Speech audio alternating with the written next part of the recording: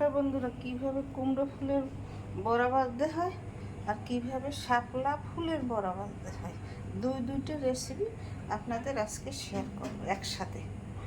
এখানে আমি চাউলের গুঁড়ি নিয়েছি, হলুদ আর সামান্য একটু লবণ আর সামান্য একটু চিনি দিয়ে এই মরিচের গুঁড়ি দিয়ে নিয়েছি। আর এখানেও চাউলের গুঁড়ি, হলুদ আর মরিচের গুঁড়ি হালকা দিয়ে নিয়েছি। এখানে এই জল নিয়েছি, জলটা দিয়ে এই ব্যাটারটা গুলবো সামান্য জল দিয়ে, বেশি পাতলা করা যাবে না। এখানে একটু সামান্য জল দিয়ে গুলে নেব। আর শাপলা ফুলের এই পাতাটা ফেলে দিতে হবে, এই যে বাইরের পাতাটা ফেলে দিয়ে এই যে ভিতরের সাদা পাতাগুলা এইগুলা এইরকম করে নিতে হবে। এরকম যে এই দেখুন এইটা নিতে হবে।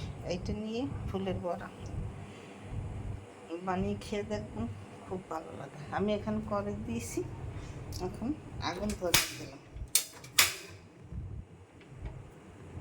আমি 2 মিনিট পর ফিরে আসছি।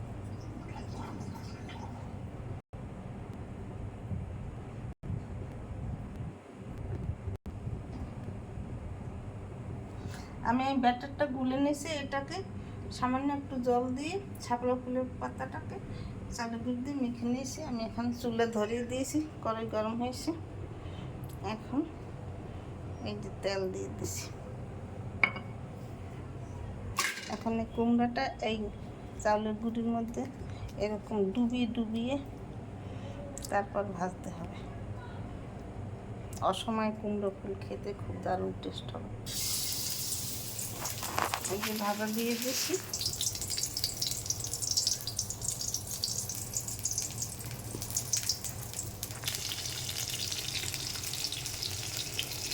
এখন আমার এক কেজির ভাজা কুমড়ো ফুল হয়ে গেছে। এখন আর ফিরিয়ে দিলাম।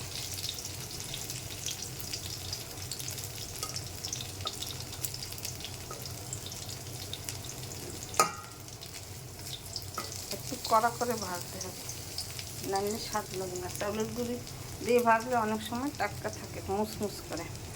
আর যদি বেসন দিই তাহলে সাথে সাথে ভেজে খেতে হবে। একটু পরে খেলে তখন নরম হয়ে যাবে, সেটা ভালো স্বাদ লাগে না। গরম গরম স্বাদ ভালো লাগে বেসন দিয়ে বানালে। চাউলের গুঁড়ি দিয়ে ভাজলে সেইটার স্বাদ ভালো হয়। আমার কুমড়ো ফুলের বড়া তৈরি হয়ে গেছে। এখন আমি শাপলা ফুলের বড়া বানাবো। এই দেখুন শব্দ হচ্ছে, মানে ভাজা হয়ে গেছে টাটকা করে। এইভাবে শব্দর আওয়াজ হলে ভাজা তৈরি হয়ে যায়। এখন নামিয়ে আমি ওইটাকে ভাজা দেব, বড়ার আকার করে গোল করে ভাজা দেব। এই যে বড়ার আকার করে ভাজা দিয়ে দিছি। এরকম একটু চেপে দিতে হবে, নাহলে ফুলগুলা বসবে না,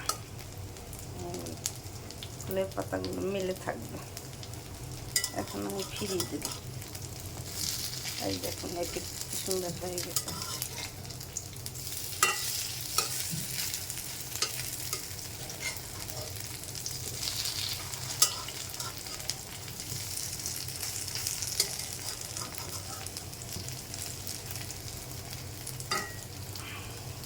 দুর্দান্ত স্বাদ হয় খেতে শাপলা ফুলের। এই দেখুন, এই একটা খেয়ে দেখি আমি। এই যে ফুলের বড়া খেয়ে দেখি একটা, দেখেন খুব সুন্দর মুসমুস করে শব্দ হচ্ছে, দারুণ টেস্টি।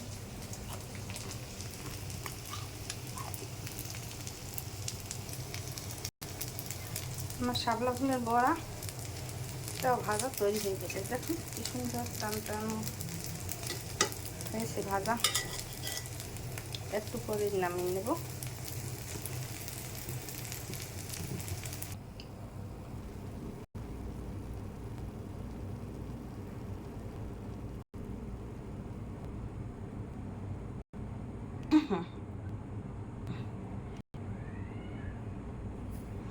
আমার শাপলা ফুলের পাতার বড়া ভাজা তৈরি হয়ে গেছে। দুইটা রেসিপি আপনারা একসঙ্গে পেয়ে যাচ্ছেন।